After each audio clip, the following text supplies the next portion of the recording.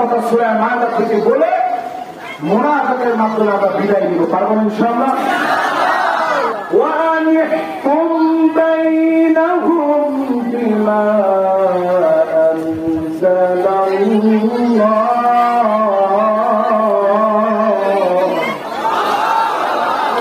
আল্লাহ বলেন কোরআন বিচার করা লাগবে কোরআন দিয়ে। এটা কি আমার কথা? এটা আমার কথা নয়।